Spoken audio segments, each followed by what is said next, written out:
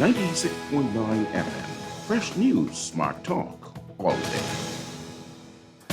The views and opinions of the hosts and guests are their own and do not necessarily reflect the position of the management and staff of Guardian Network.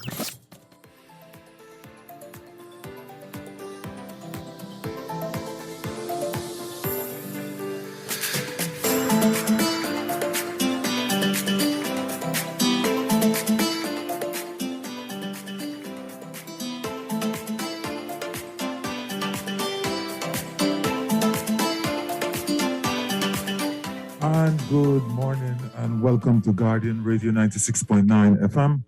I am your host, Hubert Edwards, and this is Guardian AM. Today we want to have ourselves a discussion really aligned to the budget. We know that the Prime Minister is currently opening the sectoral debate, so to speak.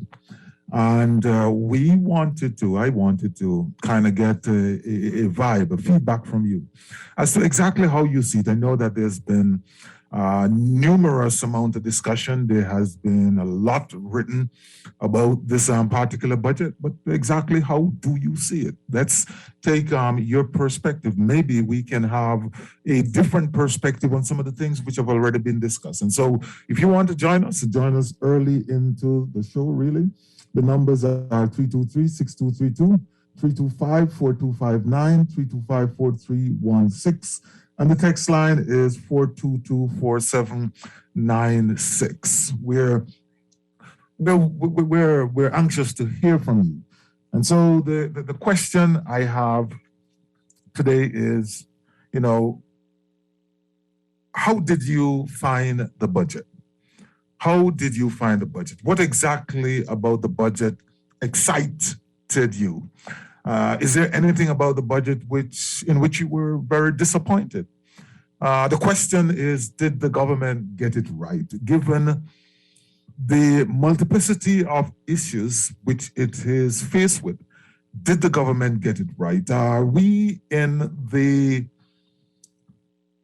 commentary space? Are we given sufficient credit to what was done?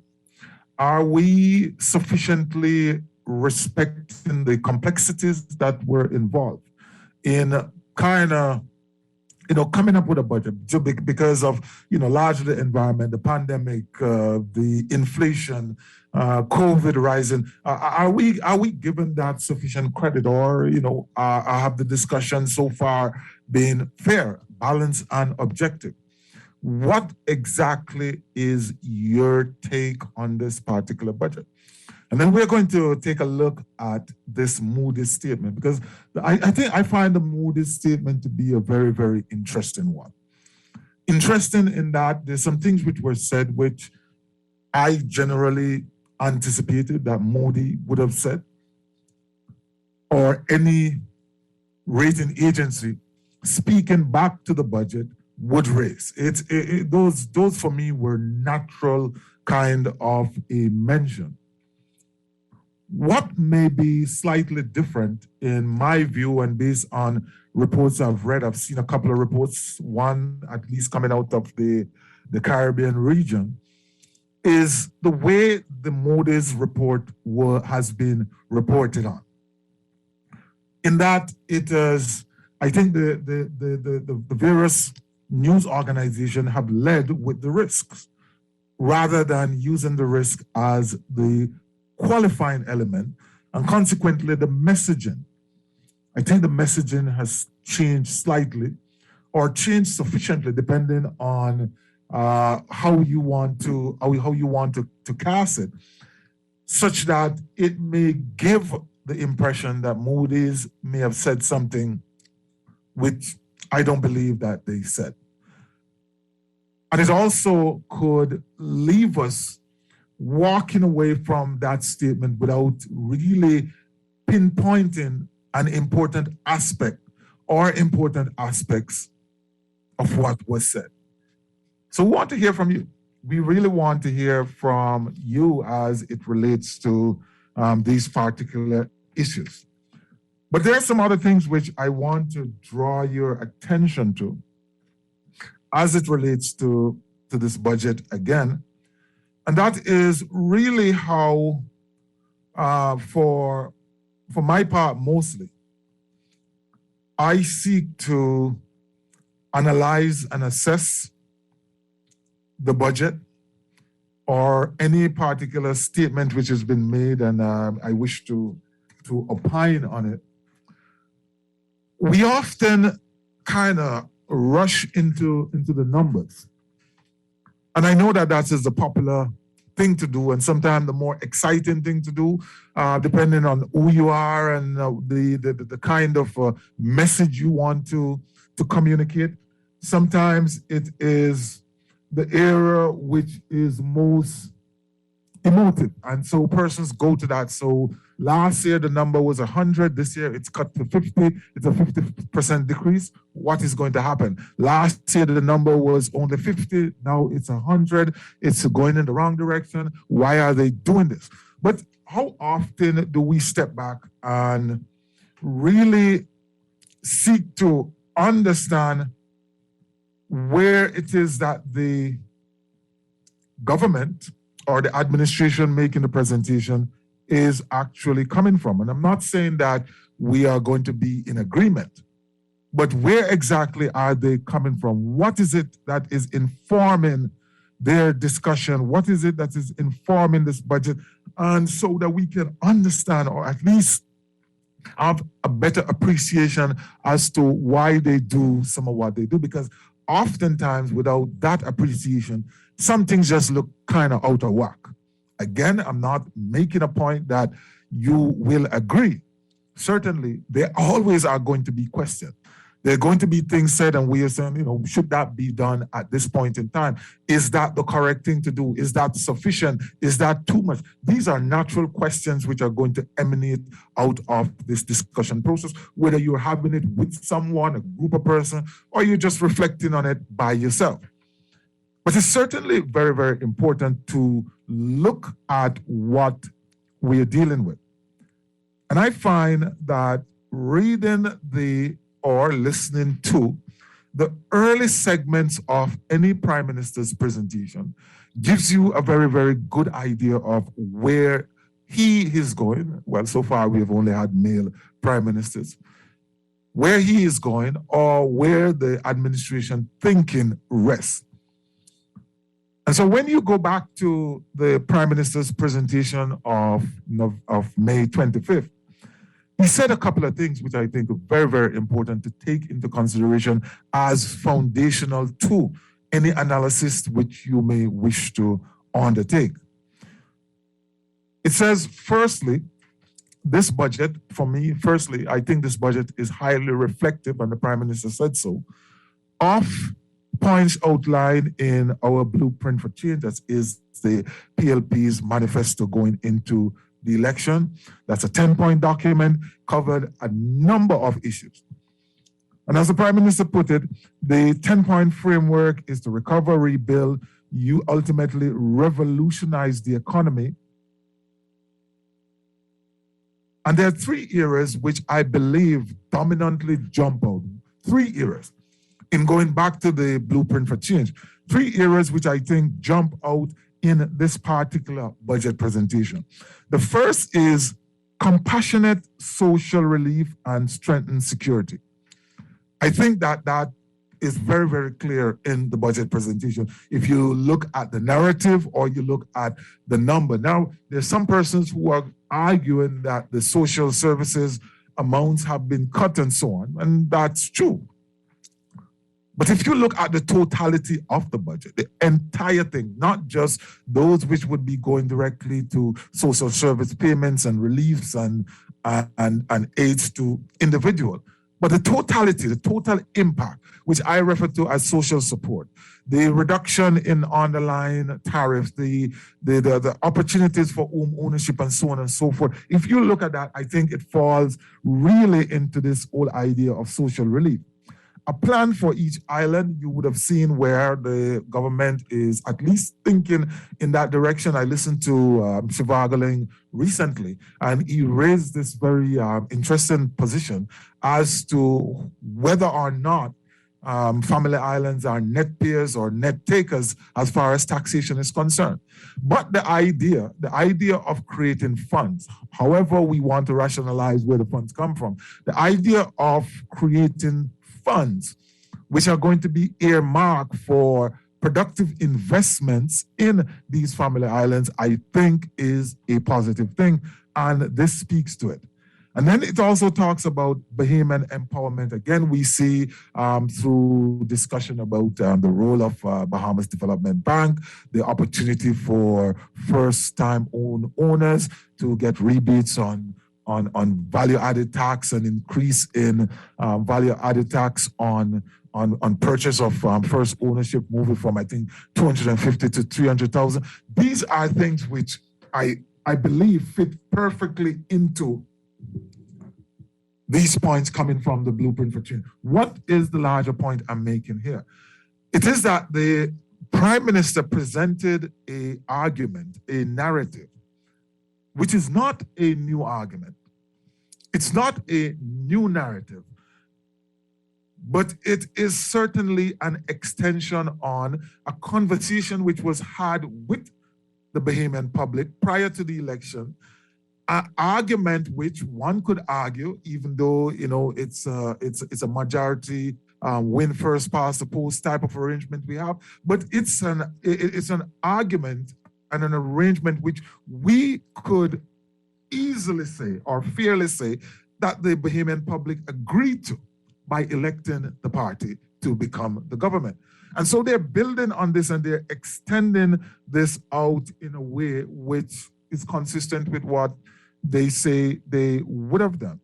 Now, as we look at the budget itself, the Prime Minister outlined a couple of priorities, which I think is very, very, very important for us to bear in mind as we look through the budget itself. So what are the priorities? What are the priorities which the government outlined, the Prime Minister outlined in his budget? And the priorities are important from my perspective because it basically said, in this document, in this presentation I'm going to give to you today, in everything else which comes in terms of the sectoral debate, the true north, our true north, will be reflected by these very items. And these three priorities are, one, and I'm paraphrasing to some extent, one is to put us firmly on course to continue to rescue the economy. So the Prime Minister sees all of the things which are outlined in the budget as being enablers, facilitators for the continued rescuing of the economy. If you listen to the presentation very clearly and you listen to what he had to say in Parliament just now, you would walk away with the conclusion or the impression that the Prime Minister believes that they're well on their way to creating that foundation. So that's the first priority.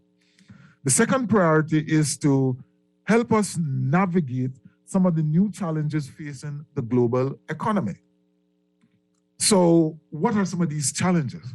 Inflation, disruption of supply chain, which of course affect inflation. There is the war out there, which is affecting inflation and cost of goods and cost of oil.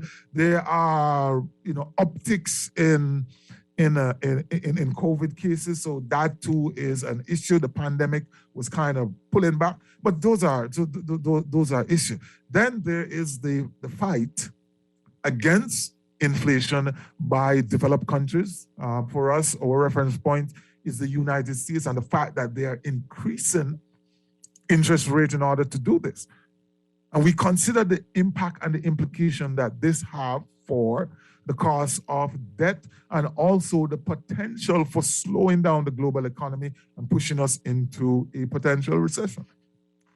So it speaks to that.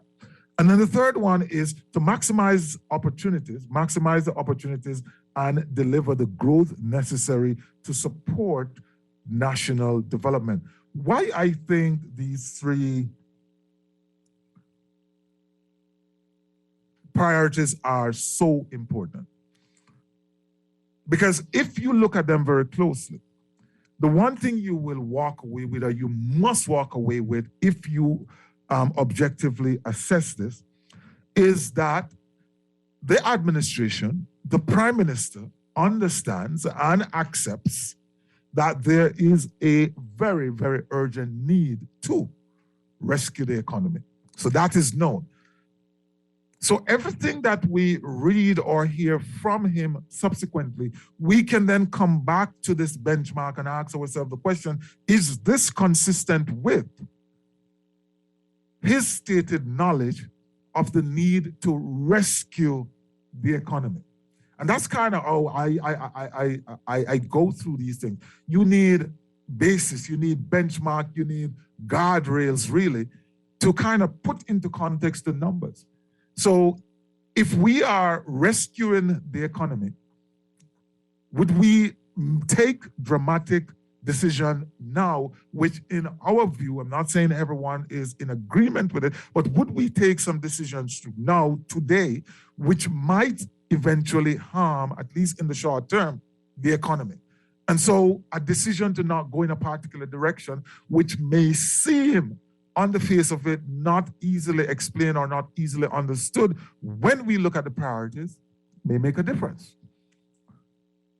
We understand, looking at these three priorities, that the prime minister, the administration, and the government understands and acknowledges the headwinds that we are facing and the fact that these headwinds are global in nature. In other words, they are external to us. And for the most part, there is not much that we can do about them except in our strategy and our choosing of response to the various effects. So as I listen to discussions around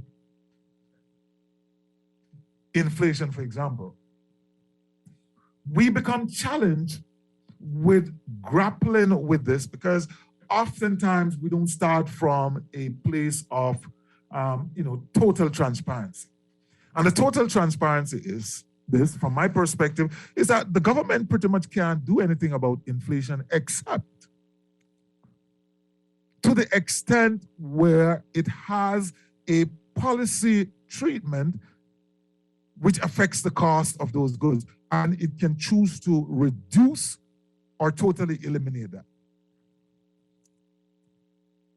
So at a maximum, if milk is coming in and the price of milk has increased as a result of inflation, the inflationary effect on the costs coming into the country, the government can't do anything about that. From the point of the border, from the point of that milk hitting the border with tariffs and duties and value-added tax and so on and so forth, the government can act. So the government can reduce the VAT to zero on that particular item, take away all the duties, take away all the fees and charges, and make sure that the goods therefore come into the Bahamian public, into the Bahamian space as cheaply as possible. But whatsoever cost has already been impacted outside the Bahamas, there's nothing the government can do about it. And I think oftentimes we kind of pretend, administrations included, that more can be done than that. Yes, there's always moral suasion. We can talk to various business owners, we can talk to associations and so on, and those may have their effect. But for the most part, except for giving up the revenue, there's not much more that can be done. And the process of giving up the revenue have to be balanced against other larger macro priorities. Because when you give up that revenue, you potentially put your deficit at risk, or at least you run the chance of increasing your deficit, reducing revenue. You may have to cut spending in certain other areas. So there's always going to be a trade-off. It's not always going to be a straightforward walk in the park. And then the final aspect of these three priorities, which I want to draw to your attention, and I think this one is very, very, very important, or at least very pivotal in our analysis, is that the three main priorities, all the priorities listed in this particular budget is extremely people-centric. What do I mean by that? When you look at what is being said, when you look at how the things are being proposed for change, it's designed to mostly affect the individual. So the cuts on tariffs, I believe, is a counterbalance to the desire not to change the value-added tax discussion, which has been percolating for a while. There's no desire to do that, and so we cut on one side. And the expectation is that, I would believe that the expectation is that this inflationary period is not going to last forever. And so are these permanent changes, or are they going to be reverted once the path is clear? I don't know. I can't speak to that. What I observe, or at least my conclusion, is that these things are significantly people-centric. And because the priorities noted by the Prime Minister are people-centric, we should therefore, when we get into the numbers, when we get into the fullness of the budget, we should start to expect to see spending or cuts or movement or policy shifts which are designed to impact the individual. And that is largely the thesis of this budget. Does that particular conclusion or that reality has some tensions with some of the more macro challenges that we have some tensions with the state of the debt, with the extent to which the Bahamas debt is trading currently? Does it have some tensions where persons believe that more need to be done in the era of taxation or new taxation? Yes, potentially. There always are going to be tension. But remember that at the end of the day, the budget is really a balancing act. Yeah? It's really a balancing position. And so decisions are being made. Should we go left or should we go right? To what extent should we go right, having decided that right is the direction that we want to take? How much should we do now? How much should we look at for next year, and so on and so forth? And so when we consider these things, I think we start to have, or at least put ourselves in a better position of having, I think, a little bit more deep understanding of exactly where the budget is. Because I will agree with you readily that this budget, while it is like any other budget, a prediction of revenue and expenditure with an emphasis on projections, because this is not what has been done, but what is expected to be done. While it is that, and we shouldn't go over romanticizing on a particular budget exercise, we must recognize that this is a outplay, a putting in words, a putting in numbers of the government policy positions, of the government thinking, of the government leaning, of the direction the government wishes to go. And so when you look at the budget, not just the one for this year, but you have to look at the projection for 2024, 2025 in tandem to get an idea and to glean value as to how it will impact the lives of us, how it will impact persons on external to the country looking in, how it will impact lenders, how it will impact foreign direct investment, how it will kind of steer the country, because this is where the captain stands in the captain space and shouts to the rest of the ship, this is where we're heading, and this is how we're going to head there. So in the instance where things are fully okay, then that's fine. We don't have to worry about that. Where something may not be sufficient, then obviously we'll have to make allowances, we'll have to be creative, we'll have to change something. But in the fullness of things, the question still stands. Having chosen these priorities, having looked at the issues which are there, did they get it right? Are they going in the right direction?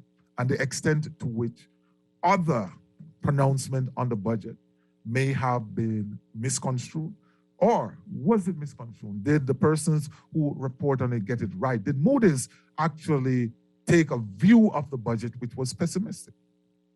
Is that the true case? Well, that's something we'll talk about on the other side of the break, and we ask you to join us. Again, the numbers are 323-6232, 325-4259, 325-4316, our text line 422-4796. You're listening to Guardian AM. Don't move. Come right back.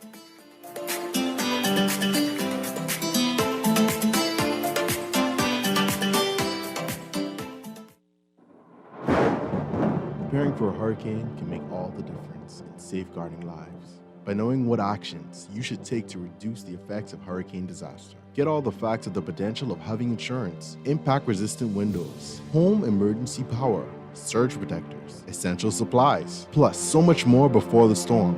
After the storm, where to purchase building or cleaning supplies, waste disposal, medical care, which auto shop to go to after driving through flooded streets, and more. The Nassau Guardian's Hurricane Guide will help to make sure everyone knows what to do in the event a hurricane approaches. Take advantage of this double insertion opportunity plus 15 radio commercials. Contact us today at 302-2300 or your account executives.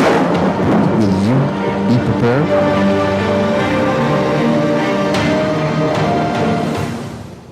A local paper in Grand Bahama is back every Tuesday as a section of the Nassau Guardian. Available at local stores, gas stations, pharmacies, Western Bakery, and Bellevue Gifts. Daily and, of course, on Tuesdays too. Want to reach your Grand Bahama audience? Then call Barefoot Marketing at 827-4578 or message them for ad rates via their Facebook page. Advertising opportunities now include classified ads too. Keep up with all the latest Grand Bahama news in the Guardian newspaper every Tuesday.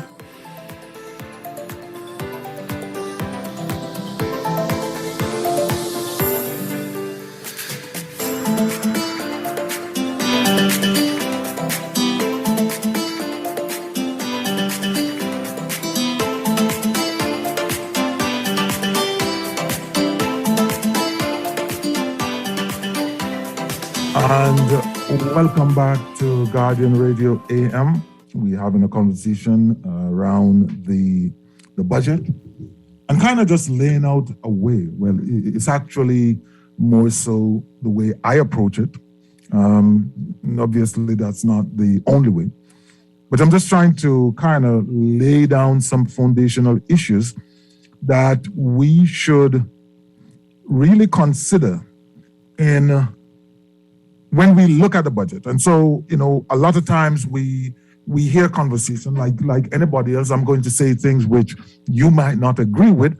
You're going to say some things which I believe maybe you should have said differently had you kind of look at some things in a different manner. And that's kind of how these things work. It's never absolute wrong or right, because we're talking about somebody's estimate and things which are projected to happen. We don't know what will happen in the long run. However, when we have a organization as influential as Moody's, as a rating agency, speak to the budget, then obviously we have to pay attention to that. I think we should. And so when persons respond to it, or when persons take the information and run with it, it's understandable. Because here is a authority, here is an entity which is responsible for the credit rating of the Bahamas, actually provides credit rating, and it is making some pronouncement given, and it's also doing that in proximity to the budget, having made some other pronouncement or some earlier pronouncement during the midterm budget itself, or the midterm presentation. So before we get into the Moody's. Okay, we have a call. Okay, caller, go ahead. You're on Guardian AM. Caller, go ahead. Okay, the caller is gone. Sorry about that. You can come right back and we will be glad to hear from you. Good morning, Mr. Edwards. We know that economics is an unpredictable and has made the most educated of us look silly, especially with so many variables to consider. The Bahamas, for the most part, with all things considered, have done a tremendous job in keeping this country afloat. So expect for our government, to get everything right, to cover every issue and concern for that a few detractors may have is a total waste of time. Well, if you put it like that, then certainly your statement would be true. To expect the government to get every single thing right. When I ask if the government got it right, I'm talking in general terms. There's absolutely no way to get every single thing right in such a way where you're going to satisfy every single constituent and every single stakeholder. It's not possible. Because there are trade-offs, and they're going to be trade-offs which impact different interests and different outlooks. At the end of the day, somebody is going to say, well, my interest wasn't served in this instance, and so I'm going to be upset about it. The other person is going to say, well, we did better than expected, and so this is glorious. This is the best thing that has ever happened. And so, in these things, there's always going to be that type of a situation, Dexter. So I agree with you, the way you put it, which is extreme. But if we speak about it in generalized terms, like, is this moving us in the right direction? Did we get that right? Then the answer to that could be a yes or a no. Not whether or not we satisfy every single person in the 350 or 400,000 individuals who occupy the Bahamas. So before the Moody's document came out, I had a bit of a commentary on the budget. It was carried in the newspaper the following day, right after the budget. And I said a couple of things which I want to repeat here. That one, I believe that the budget presentation represents a very complexly weaved story, indicative of the delicate challenges that the country is faced with. So that was my first kind of observation from the top. Listening to the budget, usually when you listen to a budget presentation, you get these very, very high cliffs and maybe low valleys. This one was, I think, a little bit smoother in terms of the variation between the highs and the lows. And consequently, it became a little bit more challenging to easily pick out the items, if I can put it that way. And so I recognized that it was largely because there was this dance, if you will, this balancing which was taking place between, what is and what should be. I'm doing this based on a compassionate, the words that the Prime Minister used very, very often in his discourse, when he talks about economic dignity, compassion, compassionate leadership. He talks a lot about equality. He talks about how to make the economy more inclusive, how to bring people up. So you know that these are the things which are guiding him towards whatsoever the ultimate decisions are. And so it was really a very complex story being put together. The overall budget, I believe, was excellent in social support. I made that, and by social support, I refer to benefits which would inure to individuals. So if you reduce the duty on sugar, and if you move that from 5% to 0%, then there is a benefit coming directly to me, to you. I think overall, when you take all of the things which were done in totality, I think that was excellent, and it moved in the direction of supporting, especially, segment of the population, vulnerable segment of the population. Put it that way. I then went on to point that, however, there are some tensions between doing that and some of the other things which exist. We have a caller. Caller, go ahead. Good morning, Mr. Edwards. Hi, good morning. Did I hear you say Moody's? I did say Moody's, yeah. I have a little issue with them. What issue do you have with them? About 4 years ago, I have some documents here to support what I say. They said they tend to agree with Standard & Poor's on the rating of the Bahamas. Do you remember? Uh-huh. They tend to agree?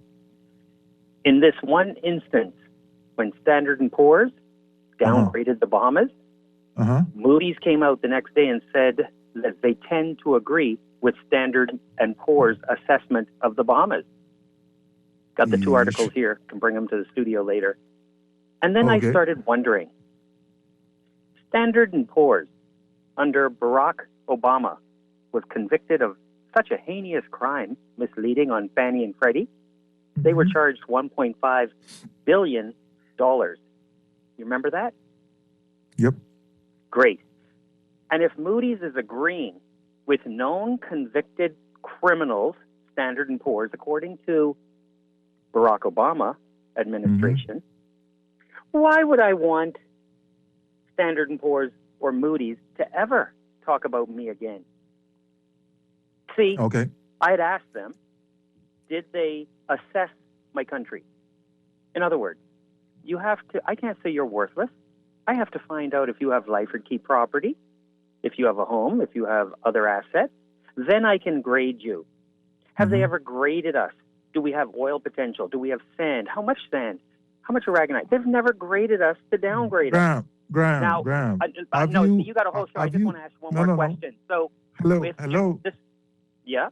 See. Have you ever read a Moody's report on the Bahamas? I've read both of their reports on the Bahamas, but I can't accept what convicted criminals or people who agree with them have to say about me. See, the IMF, you know them, and the World Bank, they said in 2021, and I have the document, that we are the third richest country in the hemisphere. That's the U.S., North America, Canada, South America, Central America, the Caribbean, and us in the Atlantic. So how is it the IMF can say, and the World Bank can say, we're the third richest country in the hemisphere, U.S., Canada, Bahamas, GDP per capita, and then other credit rating agencies that are known convicted criminals and their friends that agree with them say different, and then we curtail. I can leave you with this one. How come we've never balanced the budget? No budget is good unless it's balanced. Do you agree? You and your wife can't be making $800 a week and spending $1,000 on rent and food, etc. That never works out, correct? No, but we're not talking about me and my wife. It's a whole we're totally talking about a different nation, situation. and the same applies to a nation, to a business. If your budget is not balanced as a nation, where do you end up, Mr. Edwards? If your budget isn't balanced as a nation, these are sensible business questions that could never be answered correctly. Okay, thank you so much for your contribution. You end by saying these are questions which are can never be answered correctly because to be honest,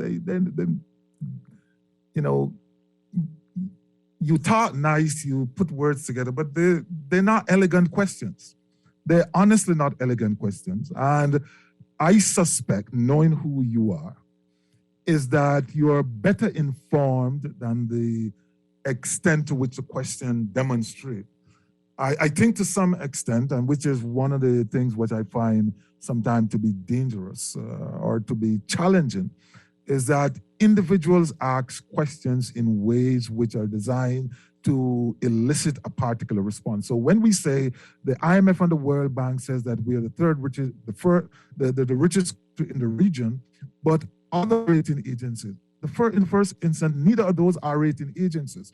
And all they're simply doing is taking GDP divided by the number of individuals in the country and saying, well, that's your GDP per capita. Now, that does not necessarily translate to the state of your debt, the state of your fiscal circumstances, whether or not you run in deficit or not. So to conflate the two issues is either a lack of understanding or an attempt to mislead. And we should not do that. We ought not to do that. I think we need to understand and have our discussion really based on the reality. So going back to Moody's. So Moody's said it accepted Standard & Poor. Now you say you have the report to prove that. My position would be that Moody's is a rating agency and Standard & Poor is a rating agency.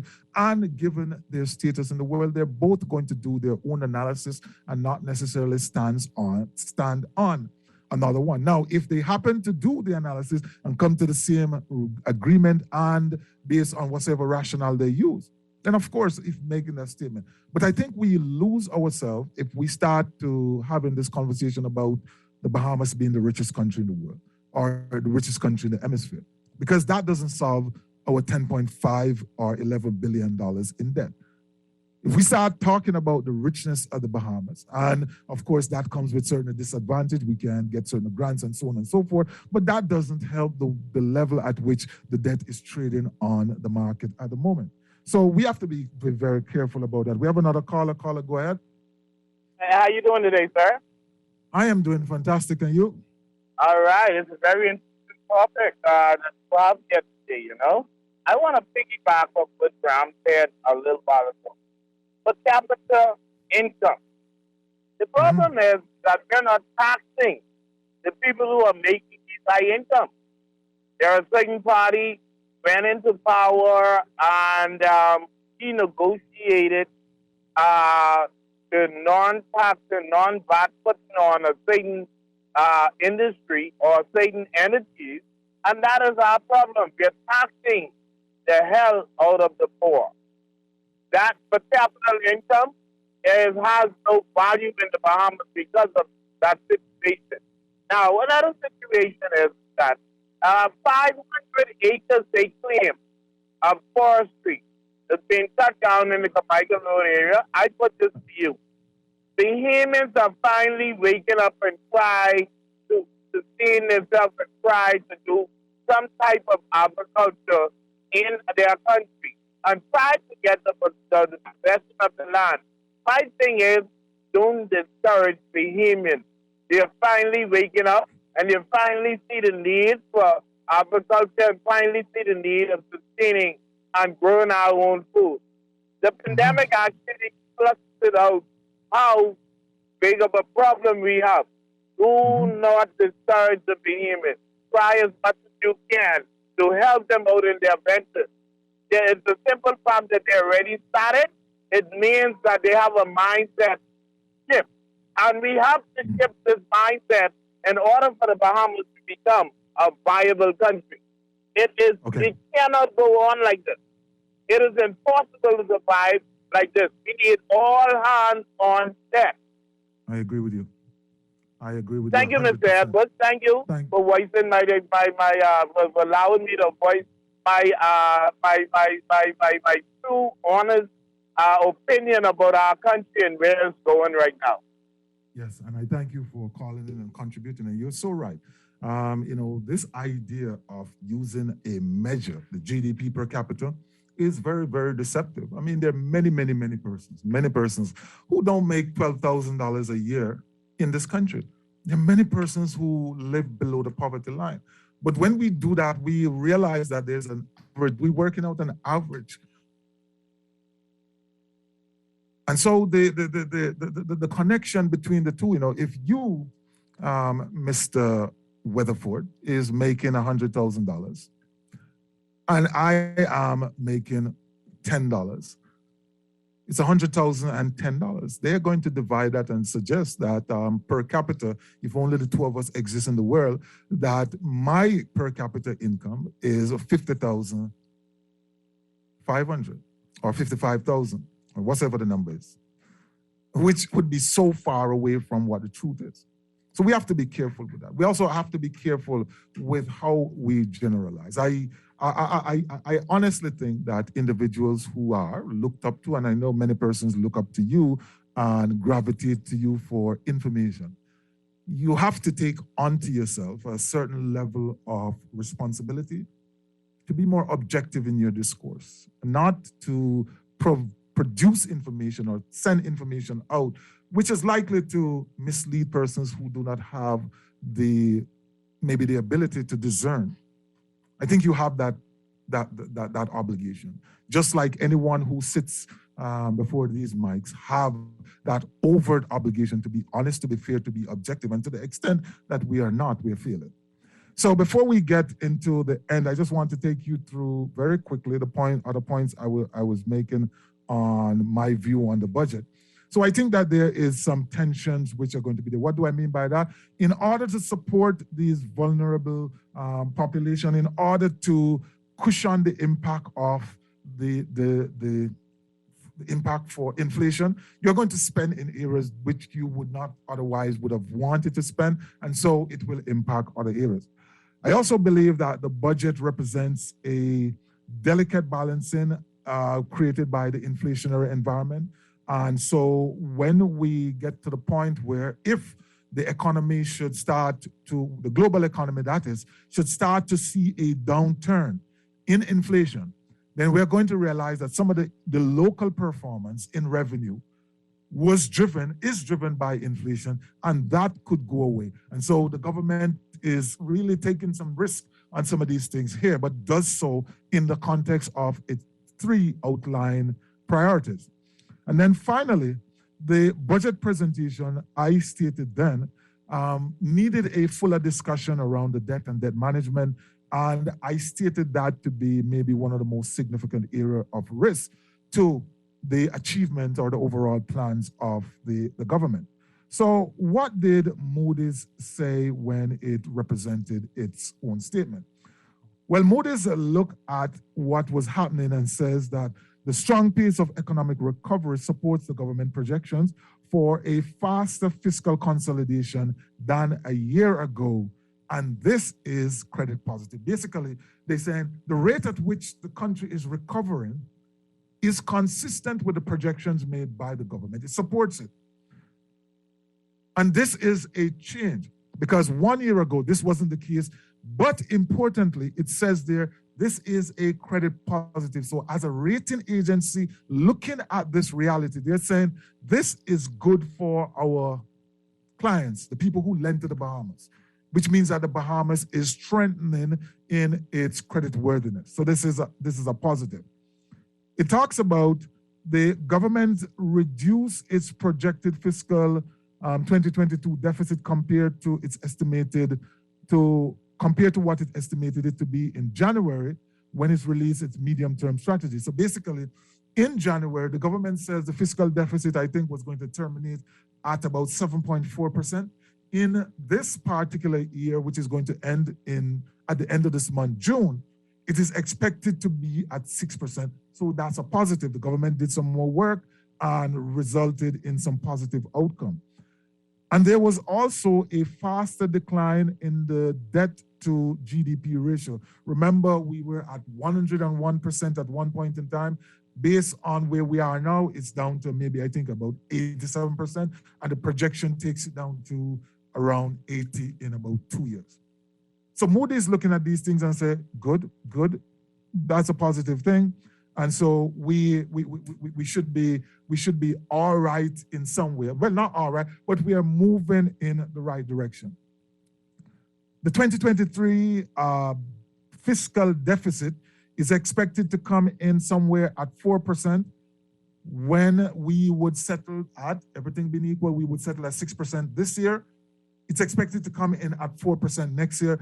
From a credit perspective, that's a good trajectory. It's going down. And then the following year, according to the government projection, we expect it to turn into a small surplus. That would be a positive. So Moody is looking at these things and saying, good, positive, positive, positive.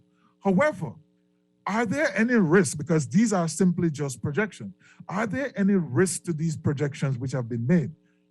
And then it says that a key risk to the budget are overly optimistic revenue collection projection in the absence of concrete measure to broaden the tax base and the inability to manage spending in line with targets. So basically, Moody's saying that the key risk is that the government is dependent on enforcement and collection to shore up its revenue. And if that doesn't happen, there is going to be a problem because it decided not to increase taxes. And if it runs into a situation where it has to spend more than projected, it's going to be in trouble. So that is recognized as a risk. It's not saying that that's going to happen, but it's a risk to the projection. It then goes on to speak to the issue of debt. and the environment within which we are currently managing that debt situation. We have another call. Caller, go ahead. Caller, go ahead. You're on Guardian Radio. No, we don't have a caller. Okay. And so the extent to which we have projected that, and we are going into these potential headwinds when it talks about the increase in premium on debt. So basically what he's saying is that the Bahamas have some debt. There's going to be ongoing needs because we have a $700 million deficit for this year, and we're projecting 560 plus for the following year. So there's still going to be borrowing needs. The extent to which it needs that, and to the extent to which the cost of debt goes up, could potentially mean that some of the projections may be understated. If that then is the case, then expect the deficit to widen. So those are some of the main big issues which Moody's is speaking to, right? One is that we had no taxes, no new taxes, and I think most persons were expecting that to be the case. Two, the potential for the increase in the cost of debt and the impact that will have on expenditure. And secondly, thirdly, when it looked at what was projected in terms of spending for 2023 fiscal, and then 2024, it says if the spending are curtailed within these narrow margins, basically holding them even.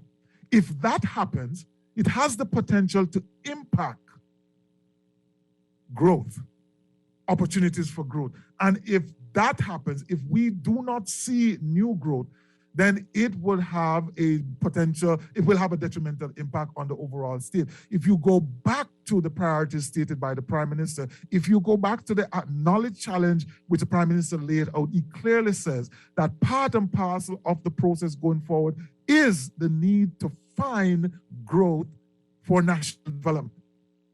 And so in many ways, Moody's is, in fact, in this instance, my conclusion, you don't have to agree, but my conclusion, Moody's is, in fact, saying we're generally okay with what you have done, given the circumstances, given the environment out there. However, here are three categories of risks that we see, which if materialized, we could see some things happening.